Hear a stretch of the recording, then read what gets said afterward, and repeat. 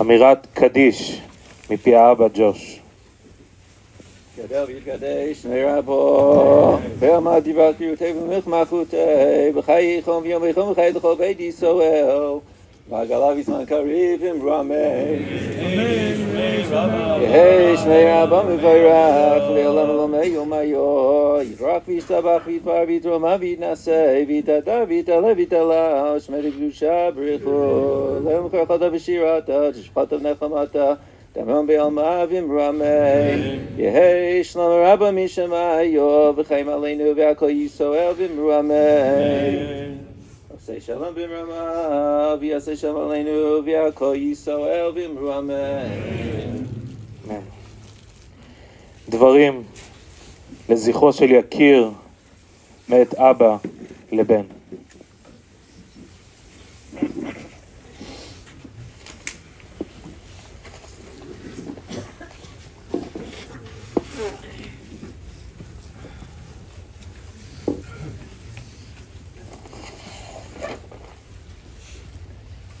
Shalom v'todah.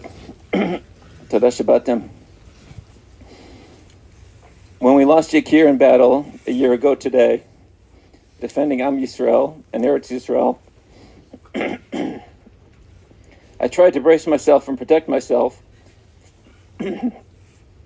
for the enormous weight of that loss.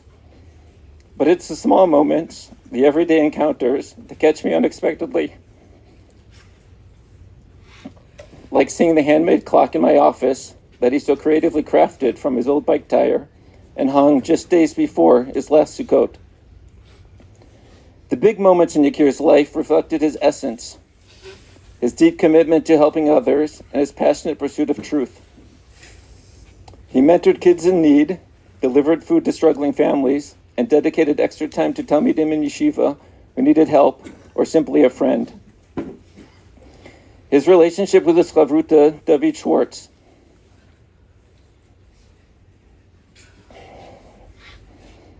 exemplified his dedication to truth. Friends from yeshiva have told me how David and Ykir would argue passionately and intensely and loudly during their learning seder, each pursuing the other to deeper understanding, only to emerge as the closest of friends the moment seder ended. Their friendship deepened through their army service, course makim, shared Shabbatot, celebrating at David's wedding, and ultimately defending and falling together. B'chayehem uvmotam lo nifradu. I trust that they are continuing as chavrutot in Yeshiva Shamayla. After his army service, Ykir returned to yeshiva, staying on into Shir Vav to complete Rabbanut Bechinot in Hilchot Shabbat, and ultimately, when called upon last Simchat Torah, made the supreme sacrifice in defense of our people. But it's the smaller moments that take my breath away. That day in Hawaii, just the two of us, Ykir discovered a trail that had us scaling rocks with ropes. While I worried about our safety, he just laughed, embracing the joy of the adventure. His laughter echoes in my head. Or how he simply got things done, no fuss, like arriving in the U.S. and immediately pulling out all the bikes from the garage, some of them well over 20 years old, to fix them so that everyone had one to use. That was Ykir. Quiet action, no fanfare. Then there's the Lag Bomer memory when he was around 7 or 8. With no one else joining, we gathered wood and built a fire in the park. His insistence, okay, Abba, we need to sing Bar Yochai and dance. At the time, he was just up to my waist in height. We did, just the two of us, in our own private celebration. Famously to friends, he was determined to complete the normally 3 to 4 day Yam Liyam hike in one day. On his first try, he ended up calling me in the evening from somewhere in the Galil. It took me 2.5 hours to reach the dropped pin he'd sent on WhatsApp. When I finally arrived, there he was, sitting by the roadside in the pitch dark, smiling as if it was all part of the plan. Undeterred by these early setbacks, he kept pushing himself, determined to succeed. On his third attempt, he did just that, completing an 89-kilometer trek with over 1,300 meters of climbing in one day. For Ykir, challenges are simply meant to be conquered. His dedication to learning was evident, not in grand gestures, but in small choices. He maintained chavruta while in university and prioritized his learning. Like that last Yom Kippur in the Gush, during the short 30-minute break, while I put my head down to rest, he and his chavruta El Yasaf sought out David Shimon to understand a difficult piece of Gemara.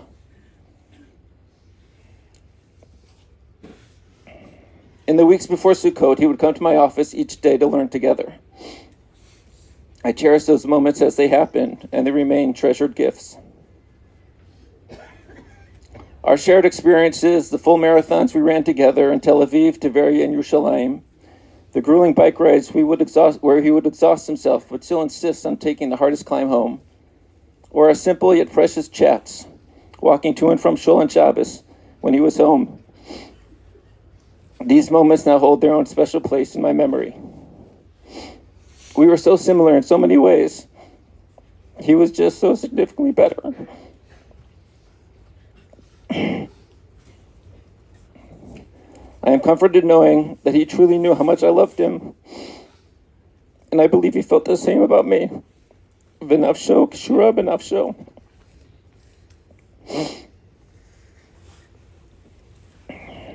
I couldn't imagine a world without Ykir until we had to.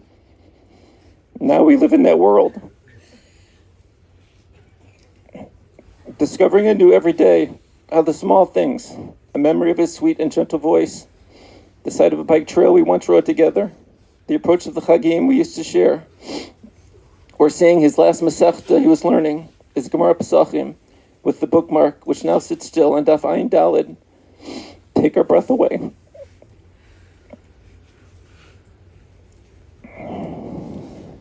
In these moments, we feel both the enormity of our loss and the blessing of having had such an amazing son, whose life, though too brief, was filled with both profound dedication to others and beautiful small moments that continue to touch our hearts. Yehi Zichro Baruch.